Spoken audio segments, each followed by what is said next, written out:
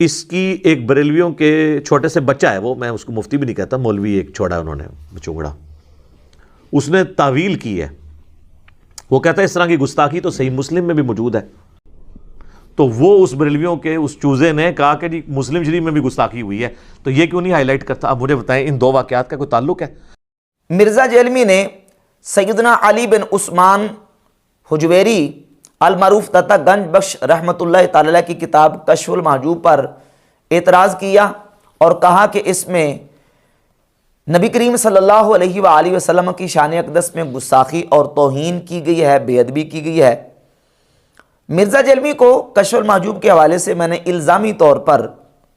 بڑے علمی اور سنجیدہ انداز میں جواب دیا تھا کہ مرزا صاحب گستاخی اور توہین کا کرائٹیریا ایک ہونا چاہیے. اگر کشف المحجوب میں سیدنا داتا صاحب رحمۃ اللہ تعالی نے ایک واقعے کی طرف اشارہ کیا باعزید بستامی کا موقف بیان کرتے ہوئے ان کے دلائل میں کہ نبی کریم علیہ الصلوۃ والسلام کی نظر حضرت زینب رضی اللہ تعالی عنہا پر پڑ گئی اور زن زید پر حرام ہو گئی، یہ واقعہ رسول اللہ صلی اللہ علیہ وسلم کی توہین اور گستاخی ہے، اور مرزا اس کو نبی علیہ الصلوۃ والسلام کے حوالے سے کہتا نعوذ باللہ نبی کا سکینڈل بیان کیا ہے علی بن عثمان حجویری نے کشف المحجوب میں، جبکہ یہ واقعہ کن کتابوں میں موجود ہے اس کے بھی میں نے حوالے پیش کیے، اور کن کن ائمہ محدثین مفسرین نے اس واقعے کو نقل کیا، نظر پڑ جانے والے واقعے کو، یہ کن کن کتابوں میں انشاءاللہ میں حوالے پیش کروں گا، اور میں نے پیش بھی کیے. اب مرزا جیلمی جو ہے، اب اس کو میں نے جب جواب دیا کہ دیکھیں صحیح مسلم میں اور مسند احمد ابن حنبل میں ایک دوسری روایت موجود ہے، اگر کشف المحجوب میں بیان کردہ واقعہ یہ رسول پاک علیہ الصلوۃ والسلام کی توہین ہے اور یہ گستاخی ہے، تو صحیح مسلم اور مسند احمد ابن حنبل میں موجود واقعہ ہے، یہ گستاخی کیوں نہیں، یہ توہین کیوں نہیں؟ یہ میں نے الزامی طور پر جواب دیا تھا مرزا جیلمی کو، اور بڑے علمی اور سنجیدہ انداز میں. لیکن مرزا جیلمی سے اس کا کوئی علمی اور سنجیدہ جواب نہیں بن پڑا، اور جو جواب دیا بھی اس میں روایتوں کو کانٹ شانٹ کر کے بالکل اپنی طرف سے اس میں الفاظ ایڈ کیے. مرزا جیلمی نے جو بیان دیا اور جو ڈسپلے پر دو روایتیں اس نے دکھائی، ان روایتوں کو پورا پڑھ لیں، جو بیان کر رہا ہے کیا روایتیں اس کے بیان کا وہ ساتھ دیتی ہیں کہ نہیں دیتی. تو اب مرزا جیلمی نے میرے حوالے سے جواب یہ تو دیا تو پرانا تھا، لیکن نئے تھم نیل کے ساتھ اس کو اپلوڈ کیا، اور وہی پرانا بیان تھا، اس میں مرزا جیلمی نے میرے حوالے سے جو بازاری لینگویج استعمال کی، بازاری زبان استعمال کی کہ بریلویوں کا بچہ، بچونگڑا، چوزا، اس طرح کے الفاظ استعمال کیے. میں ان الفاظ کا اپنی زبان سے تو مرزا جیلمی کو جواب نہیں دوں گا، مرزا جیلمی کی اپنی زبان سے میں مرزا جیلمی کو جواب دوں گا کہ مرزا نے خود اپنی زبان سے یہ بات کی ہے کہ جب بندے کے پاس علمی دلائل ختم ہو جاتے ہیں نا، علمی جواب بندے کو نہیں آتا، تو پھر بندہ اس طرح کی زبان استعمال کرتا ہے جو مرزا جیلمی نے استعمال کی ہے. اس طرح کی جب آپ چولے مارتے ہیں نا، تو یہ آپ اپنی شکست کا اعلان کرتے ہیں کہ ساڑھے پلے کوئی شے نہیں، جو چولے ہی سوڑو ساڑھے کو سناؤ اور چولنا اور وہ بے عزت. تو اب یہ دیکھ لیں کہ ایک جگہ پہ اس کو غیر مقلدین کے ایک مناظر ہیں عمر صدیق صاحب، انہوں نے اس کو کہا تھا کہ یہ مرزا محمد علی یہ جاہل چھوکرا، تو اس کو مرزا نے اتنا اچھالا اور کہا کہ دیکھو علماء کی بازاری لینگویج چیک کرو، بازاری زبان چیک کرو، یہ مرزا جاہل چھوکرا، چھوکرے کا لفظ استعمال کیا تو کہتا ہے یہ بازاری زبان ہے، بازاری لینگویج ہے. اور میرے بارے میں جو الفاظ اس نے استعمال کیے آپ خود اندازہ کر لیں کہ یہ بازاری زبان نہیں ہے، یہ بازاری الفاظ نہیں ہے. اور پھر یہ کہتا ہے کہ جناب میں تو اس کو مفتی بھی نہیں کہتا، میں مفتی ہوں یا نہیں ہوں، میرا علمی مقام کیا ہے مجھے بتانے کی ضرورت نہیں ہے، آپ اپنے درینہ ساتھی علی الاحسن نقوی صاحب سے پوچھ لیں. اور جو سب سے زیادہ جو علمی شخصیت مجھے لگی ہیں وہ ہے مفتی راشد محمود رضوی صاحب. جو مفتی راشد محمود رضوی صاحب ہیں وہ تو خیر بہت بڑے محدث مجھے لگے ہیں اپنی باتوں سے، کہ مفتی راشد محمود رضوی صاحب نے ایک بہت ہی زیادہ علمی کلپ بنایا ہے جو انجینئر محمد علی مرزا جیلمی صاحب نے غالباً ان کا مسئلہ نمبر 36 ہے، من گڑت روایات کے حدیث کے فتنے کا جائزہ. اس میں انہوں نے کچھ انجینئر صاحب کے علمی جوابات اور جو علمی پھکیاں انہوں نے دی تھی نا، اس کے جواب میں جوابی علمی جوابات اور علمی پھکیاں دی ہیں. تو اس موضوع پہ اگر ڈسکشن ہو جائے نا تو میرے خیال میں یہ اصول احادیث جو ہیں وہ ڈسکس ہو جائیں گے. کہ ان کے کمنٹس اور ان کا تبصرہ میرے حوالے سے کیا ہے وہ ریکارڈڈ موجود ہے، آپ ان سے پوچھ لیں. اور پھر اللہ کے فضل و کرم سے میرے علمی جوابات اور مرزا کا یہ شور شرابہ واویلا چیخو پکار یہ بتاتی ہے کہ تیر بالکل ٹھکانے پہ لگ رہا ہے۔ مرزا کی یہ جو آہو بکا ہے یہ بتا رہی ہے کہ مرزا سے میرا کوئی جواب نہیں بن پڑ رہا۔ اب وہ جو صحیح مسلم اور مسند احمد ابن حنبل کی میں نے روایت کا حوالہ دیا تھا، میں سب سے پہلے اس روایت کا ذکر کروں گا اور اس کے بعد انشاءاللہ کشف المحجوب کی عبارت کے حوالے سے اس کی طرف آتے ہیں۔ صحیح مسلم میں امام مسلم رحمۃ اللہ تعالی علیہ نے 3 روایات کو ذکر کیا ہے، 3407، 3408 اور 3409، اور اس کا جو باب ہے اس کا عنوان امام نووی رحمۃ اللہ علیہ نے یہ قائم کیا ہے، باب ندب من رأى امرأة فوقعت فی نفسہ، اس بات کے مستحب ہونے کے بیان میں کہ جس نے کسی عورت کو دیکھا پس وہ عورت اس کے دل کو بھا گئی، الی ان یأتی امرأتہ او جاریتہ، تو اب یہ ہے کہ وہ اپنی بیوی یا اپنی لونڈی کے پاس جائے، فیواقعہا، پس وہ اس کے ساتھ جا کے صحبت کر لے۔ یہ باب ہے کہ اگر کسی کی باہر کسی عورت پر نظر پڑ جائے اور وہ عورت اس کے دل کو بھا جائے، اچھی لگے، تو یہ شخص اپنی بیوی یا اپنی لونڈی کے پاس جائے، اس کے ساتھ مجامعت کرے، اس کے مستحب ہونے کا بیان۔ اور روایت لے کے حضرت جابر رضی اللہ تعالیٰ عنہ سے 3407، ان رسول اللہ صلی اللہ علیہ وسلم رأى امرأة، کہ رسول اللہ صلی اللہ علیہ وآلہ وسلم کی نظر ایک عورت پر پڑ گئی، فأتى امرأته زینب،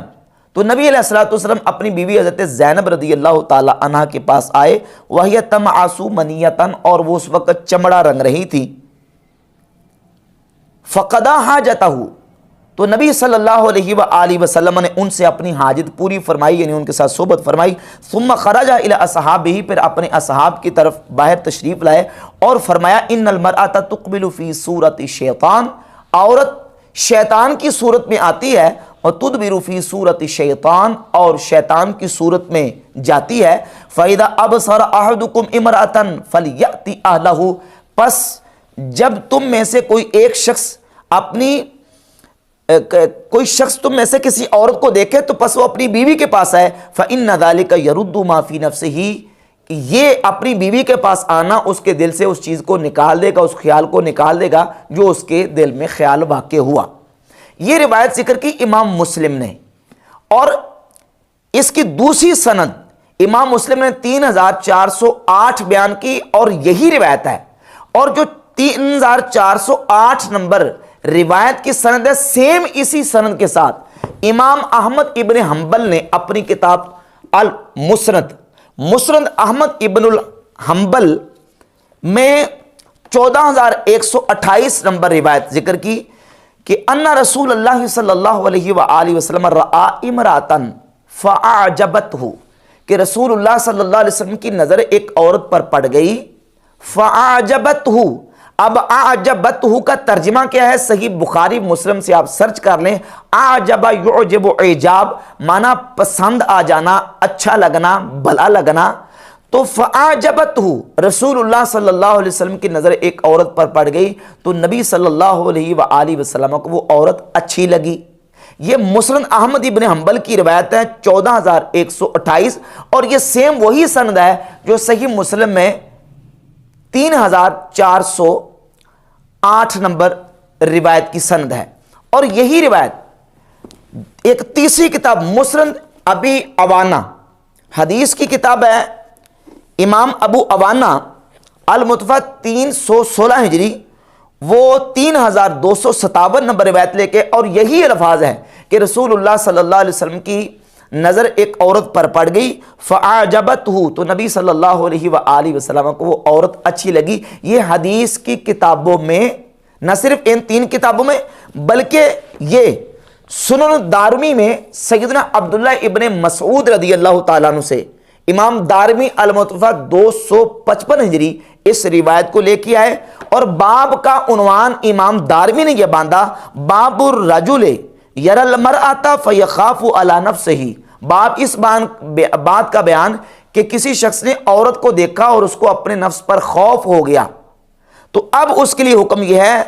اس حکم کا بیان یعنی اس کا عنوان دیا، اور پھر اس کے نیچے عبداللہ ابن مسعود رضی اللہ تعالیٰ سے حدیث لے کے ہے کہ رسول اللہ صلی اللہ علیہ وسلم کی نظر ایک عورت پر پڑ گئی فَأَعْجَبَتْهُ، تو آپ صلی اللہ علیہ وسلم کو وہ عورت اچھی لگی۔ یہ مسلم احمد ابن حنبل صحیح مسلم سنن دارمی اور مسند ابی عوانہ میں 3257 نمبر، اور المعجم الکبیر للطبرانی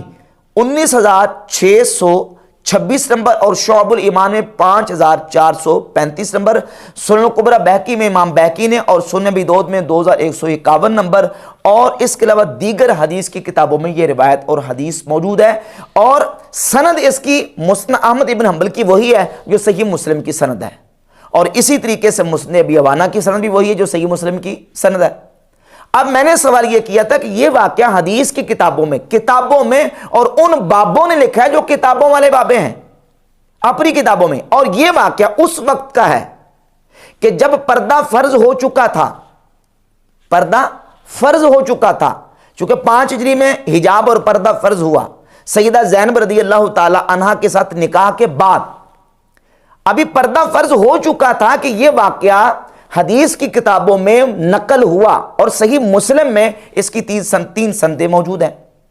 اب سوال یہ پیدا ہوتا ہے کہ پردہ اور حجاب فرض ہو جانے کے بعد یہ واقعہ موجود کہ رسول اللہ صلی اللہ علیہ وسلم کی نظر ایک عورت پر پڑ گئی اور نبی علیہ الصلوۃ والسلام کو وہ عورت اچھی لگی، اور پھر اپنی بیوی سے گھر آ کے صحبت فرمائی، اور صحابہ کرام سے فرمایا کہ جب تمہیں باہر کوئی عورت پر نظر پڑ جائے وہ اچھی لگے تو بیوی سے آ کے صحبت کر لیا کرو، تمہارے دل میں جو خیال پیدا ہوا وہ نکل جائے گا۔ اب یہ واقعہ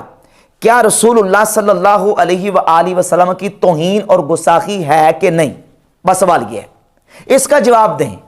کہ پردہ فرض ہو جانے کے بعد نبی کریم علیہ الصلوۃ والسلام کی ذات اقدس کے حوالے سے ہی جو واقعہ بیان کیا گیا کہ آپ کی نظر پڑ گئی اور آپ کو وہ عورت اچھی لگی، پھر بیوی سے آ کے صحبت فرمائی، یہ واقعہ رسول اللہ کی توہین اور گستاخی ہے کہ نہیں، یا اس کا کوئی جواب ہے؟ اگر کوئی اس کا جواب ہے علمی تو وہ علمی جواب دو، گالیاں نہ نکالو، چوزا بچہ بچونگڑا اس طرح نہیں بات بنے گی، علمی جواب دو۔ اب مرزے کے پاس کوئی علمی جواب نہیں ہے، اور ایک تو یہ روایتیں میں نے پوری اس لیے آپ کے سامنے رکھی ہیں تاکہ آپ کو پتہ چلے کہ یہ روایتیں موجود ہیں، اور یہ ان کتابوں میں موجود ہیں جو کتابیں مرزا جیلمی نے اپنے سامنے ٹیبل کے اوپر رکھی ہوئی ہیں، یہ ٹیبل کے اوپر پڑی ہوئی ہے صحیح مسلم،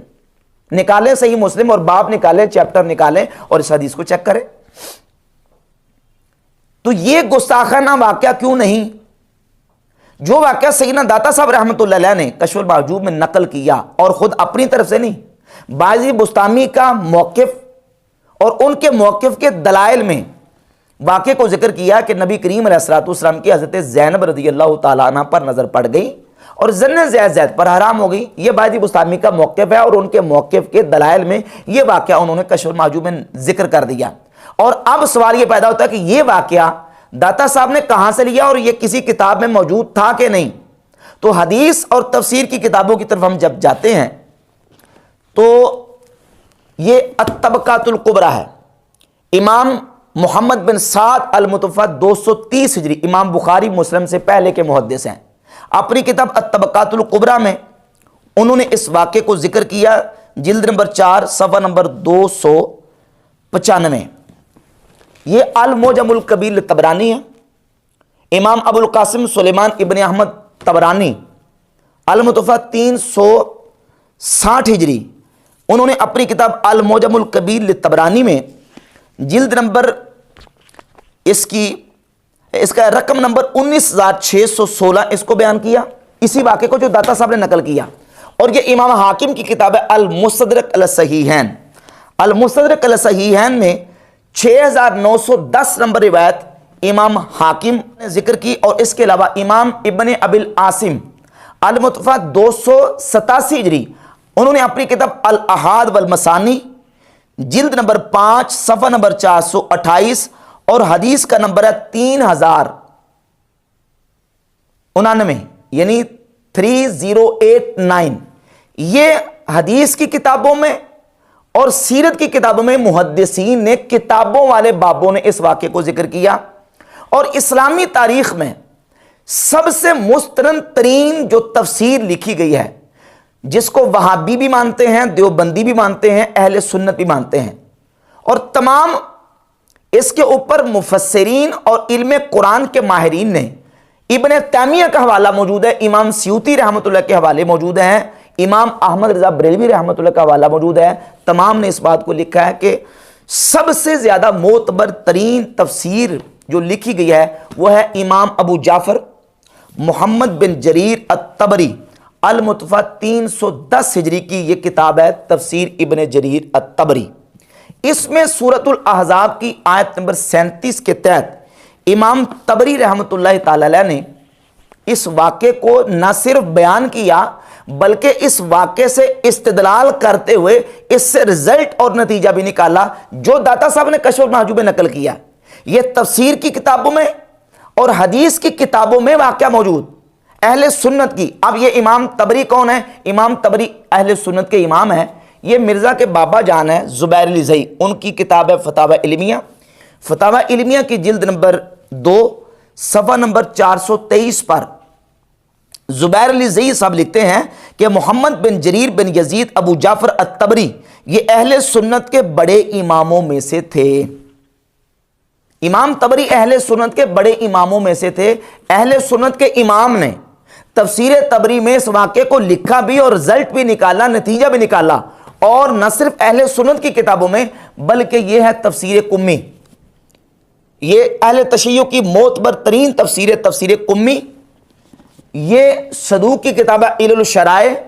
یہ عیون و اخبار رضا شیخ صدوق کی کتاب ہے، اہل تشیع کی کتابوں میں بھی یہ واقعہ موجود ہے۔ بعض شیعہ لوگوں نے بھی اس پر داتا صاحب رحمۃ اللہ کی کتاب کشف المحجوب پر اعتراض کرتے ہوئے اس کے اوپر وہی مرزا والی بولی ہے، تو میں ان کے لیے بھی سمجھیں یہ ایک حوالہ پیش کر دوں کہ یہ ان کی تینوں کتابوں میں یہ واقعہ موجود ہے۔ اب یہ ساری کتابوں میں تفسیر اور حدیث اور سیرت کی کتابوں میں جو واقعہ موجود تھا اس کو علی حجویری رحمۃ اللہ علیہ نقل کریں تو علی حجویری تو گستاخ، اور علی حجویری کی کتاب کشف المحجوب تو توہین رسالت پر مبنی ہے، اور یہ ساری کتابیں۔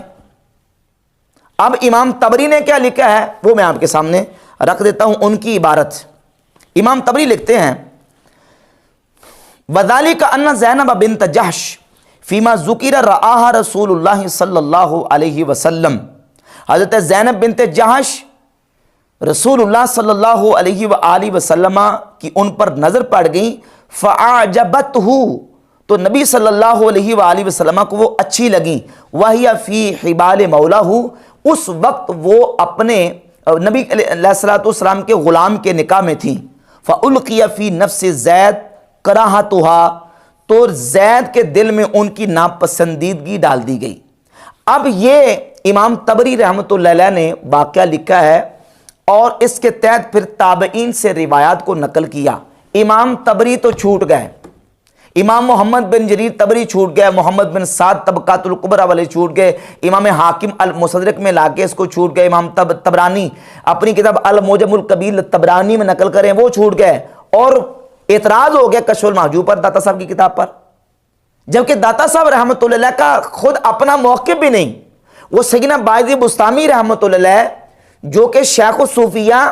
اور عارفین کے سردار ہیں، محدثین ہیں ان کے اوپر، اور جن کے اوپر امت کا اجماع ہے، اہل سنت دیوبندی وہابی سب مانتے ہیں کہ سیدنا باعث بستامی رحمۃ اللہ رب العزت کے ولی ہیں۔ سیدنا داتا صاحب رحمۃ اللہ کی ولایت کے اوپر سب کا اتفاق ہے، وہابی علماء کے حوالے موجود ہیں، دیوبندیوں نے کشف المحجوب کا ترجمہ کیا ہے، بریلوی داتا صاحب رحمۃ اللہ کی کتاب کشف المحجوب اور داتا صاحب رحمۃ اللہ کی ذات اقدس کو مانتے ہیں، جن کے اوپر اجماع اور اتفاق ہے۔ مرزا جیلمی ان کے اوپر برسر ہے، اور باقی جو کتابیں جن کے میں نے حوالے پیش کیے ہیں ان کا جواب کون دے گا؟ یہ کہتا ہے میں ان بزرگوں کو مانتا ہوں کہ جو کتابوں والے ہیں، یہ جن کتابوں کے میں نے حوالے دیے ہیں وہ انہی بزرگوں کے دیے ہیں جن کی کتابیں لکھی ہوئی ہیں، کتابوں والوں نے اپنی کتابوں میں لکھا ہے۔ اب ان دونوں واقعات کا ذرا فرق دیکھیں۔ ایک حضرت زینب رضی اللہ تعالیٰ عنہ پر نبی علیہ السلام کی نظر پڑ گئی اور ظن زید پر حرام ہوگی، ایک واقعہ، اور دوسرا واقعہ کہ نبی علیہ السلام کی باہر کسی عورت پر نظر پڑ گئی اور نبی علیہ السلام کو وہ عورت اچھی لگی اور اپنے گھر میں آ کے نبی علیہ السلام نے اپنی بیوی سے صحبت فرمائی۔ یہ دو واقعات ہیں، دونوں واقعات میں فرق کیا ہے؟ فرق ذرا سمجھیں اور حدیث کی روشنی میں سمجھیں۔ دونوں واقعات میں فرق یہ کہ صحیح مسلم اور مسند احمد ابن حنبل میں جو واقعہ موجود ہے وہ پردہ فرض ہو جانے کے بعد کا ہے، پردہ فرض ہو جانے کے بعد کا ہے، اور کشف المحجوب، مستدرک حاکم، طبقات الکبریٰ، طبرانی کبیر میں، الاحاد والمثانی میں، اور تفسیر طبری میں جو واقعہ موجود ہے، کشف المحجوب میں جو واقعہ موجود ہے، یہ واقعہ پردہ فرض ہونے سے پہلے کا ہے۔ ابھی اجنبیہ عورت کی طرف نظر کرنا منع نہیں کیا گیا تھا، حرام نہیں کیا گیا تھا، اس کو روکا نہیں گیا تھا۔ اور پھر یہ اس وقت کی بات ہے کہ جس وقت ایک عورت اگر کسی کے نکاح میں موجود ہے تو اس کے نکاح میں ہوتے ہوئے بھی اگر دوسرا شخص اس کو اجازت مل جائے تو وہ اس کو پسند کر کے اپنے نکاح میں اس کو لا سکتا ہے، اور اس کا ثبوت صحیح بخاری میں موجود ہے۔ صحیح بخاری میں 2048 اور 3780 نمبر حدیث ہے۔ سیدنا عبد الرحمن ابن عوف رضی اللہ تعالیٰ عنہ اور حضرت سیدنا سعد بن ربیع رضی اللہ تعالیٰ عنہ، دونوں صحابہ اکرام کی آپس میں مواخات تھی، آپس میں بائی بائی تھے۔ تو جب حضرت عبد الرحمن بن عوف رضی اللہ تعالیٰ عنہ اور سعد بن ربیع کی مواخات ہوئی تو سعد بن ربیع کے نکاح میں اس وقت 2 بیویاں تھیں۔ سعد بن ربیع نے حضرت عبد الرحمن بن عوف سے کہا کہ میری 2 بیویاں ہیں، میرے نکاح میں ہیں، ان دونوں بیویوں میں سے آپ دیکھ لیں دونوں کو، ان دونوں میں سے جو آپ کو پسند آ جائے گی، جس کے بارے میں آپ کہہ دیں گے کہ مجھے تمہاری یہ بیوی پسند ہے، میں اس کو طلاق دے دوں گا، اور طلاق دینے کے بعد میں اس کا نکاح تمہارے ساتھ کر دوں گا۔ یہ صحیح بخاری میں 2 مقامات پہ واقعہ موجود ہے۔ علامہ آلوسی تفسیر روح المعانی میں سورۃ الاحزاب کی آیت نمبر 37 کی تفسیر کرتے ہوئے ہی لکھتے ہیں، صفحہ نمبر 278 ہے، جلد نمبر 21، لکھتے ہیں کہ وَقَانَ النُّزُولُ عَنِ الزَّوْجَةِ فِي صَدْرِ الْحِجْرَةِ جَارِيًا بَيْنَهُمْ مِنْ غَيْرِ حَرَجٍ۔ شروع میں جب اوائل ہجرت ہوئی، ہجرت کے آغاز میں ایک عورت کو کسی شخص کے نکاح سے نکال کے اپنے نکاح میں لانا، کہتے ہیں جاریم بینہم من غیر حرج، بغیر حرج کے جاری تھا، اس میں کوئی گناہ نہیں سمجھا جاتا تھا، اس کو ناجائز نہیں سمجھا جاتا تھا، یہ جائز تھا اور یہ جاری و ساری تھا، اس طرح سلسلہ ہوتا تھا۔ اب یہ سارا جو فرق میں نے آپ کے سامنے رکھ دیا، اس فرق کو سمجھنے کے بعد آپ یہ سمجھیں کہ سیدہ زینب رضی اللہ تعالی عنہ کا جو واقعہ پیش آیا، اس واقعے کے والے سے کتب احادیث اور کتب تفاسیر میں اور کتب شروحات میں اہل سنت و جماعت کے ائمہ محدثین اور علماء نے اس پر اس کی تفصیلات کو کس انداز سے بیان کیا۔ تفسیر ابن جریر طبری میں، امام ابن ابی حاتم کی تفسیر ابن ابی حاتم میں وہ تمام روایات تابعین سے، اور بالخصوص سیدنا امام سید الساجدین زین العابدین رضی اللہ تعالی عنہ سے روایت موجود ہے کہ آپ فرماتے ہیں کہ اللہ رب العزت نے نبی پاک صلی اللہ تعالی علیہ وآلہ وسلم کی ذات اقدس کو یہ بات پہلے ہی بتا دی تھی۔ ابھی حضرت زینب رضی اللہ تعالی عنہ حضرت زید کے نکاح میں تھی کہ اللہ رب العزت نے اپنے محبوب صلی اللہ علیہ وسلم کو خبر دے دی کہ اے محبوب، یہ زینب جو ہے وہ آپ کے نکاح میں آنے والی ہیں۔ جب حضور کو اللہ نے خبر دے دی تو حضرت زید رضی اللہ تعالیٰ عنہ نبی کریم علیہ السلام کی بارگاہ میں آئے، یا رسول اللہ میں زینب کو طلاق دینا چاہتا ہوں۔ تو اب نبی پاک صلی اللہ علیہ وآلہ وسلم نے حضرت زید کو کہا کہ امسک علیک زوجک، سورۃ الاحزاب آیت نمبر 37، اپنی عورت کو روکے رکھو اور اللہ سے ڈر کے رہو، اپنی عورت کو روکے رکھو، یعنی طلاق نہ دو۔ اب جب اللہ رب العزت نے نبی کریم علیہ السلام کو یہ پہلے بتا دیا تھا کہ یہ زینب آپ کے نکاح میں آنے والی ہیں، اور زید رضی اللہ تعالیٰ عنہ نے نبی کریم علیہ السلام کو آ کے یہ کہا کہ حضور میں ان کو طلاق دینا چاہتا ہوں۔ اب حضور کو تو پتا تھا کہ انہوں نے طلاق دے دینی ہے، اور زید رضی اللہ تعالیٰ عنہ کے نکاح سے نکل کے یہ میرے نکاح میں آنی ہے، زینب رضی اللہ تعالیٰ عنہ، تو نبی علیہ السلام نے ان کو کہا کہ نہیں، طلاق نہیں دینی۔ تو اس پر اللہ رب العزت نے فرمایا کہ اے محبوب، جو آپ چھپا رہے ہیں اللہ اس کو ظاہر کرنے والا ہے، مَاللَّهُ مُبْدِيهِ، اللہ اس کو ظاہر کرنے والا جو آپ چھپا رہے ہیں۔ یعنی یہ فیصلہ ہو چکا ہے اور یہ ہو کے رہنا ہے، کیونکہ اللہ رب العزت نے اس رسم اور رواج کو بدلنا ہے کہ منہ بولے بیٹے کی جو متعلقہ ہے اس کے ساتھ نکاح نہیں ہو سکتا، یہ پہلے رسم تھی، اس رسم کو توڑنے کے لیے اللہ رب العزت نے یہ اہتمام فرمایا کہ اب حضرت زید رضی اللہ تعالی عنہ کے حوالے سے اس واقعے کو جو تفاسیر میں بیان کیا، امام ابن حجر اسقلانی رحمۃ اللہ تعالی علیہ نے اپنی کتاب فتح الباری شرح صحیح بخاری کی جلد نمبر 8 صفحہ نمبر 682 پر روایت نمبر 4787 کے تحت، اور یہی روایت حضرت انس ابن مالک رضی اللہ تعالیٰ عنہ سے تفصیلاً صحیح بخاری میں 7420 نمبر، یہ دو روایتیں آپ اس کو نکال کے پڑھ کے دیکھ لیں، 4787 اور 7420 نمبر روایت۔ اب 4787 نمبر روایت کے تحت امام ابن حجر اسقلانی لکھتے ہیں کہ والذی اورثتہ منہا هو المعتمد، کہتے ہیں تفسیر ابن جریر تبریر سے اور تفسیر ابن ابی حاتم سے جو روایات میں نے نقل کی ہیں، امام زین العابدین کی روایت بھی نقل کی، کہا یہ میرے نزدیک معتبر ہیں۔ والحاصل ان الذی کان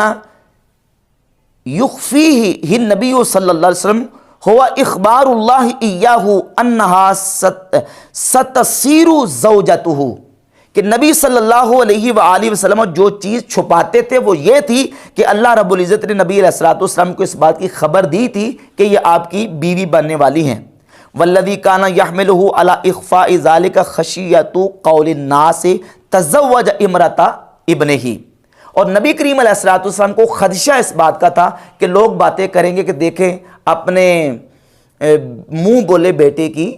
جو متعلقہ ہے اس کے ساتھ نکاح کر لیا، تو آپ نبی کریم صلی اللہ علیہ وآلہ وسلم نے اس بات کا حضرت زید رضی اللہ تعالی عنہ کے سامنے اظہار نہ کیا، تو اللہ رب العزت نے قرآن مجید کی سورۃ الاحزاب کی آیت نمبر 37 نازل فرما کے نبی پاک صلی اللہ علیہ وآلہ وسلم کی ذات اقدس کو متربع فرما دیا۔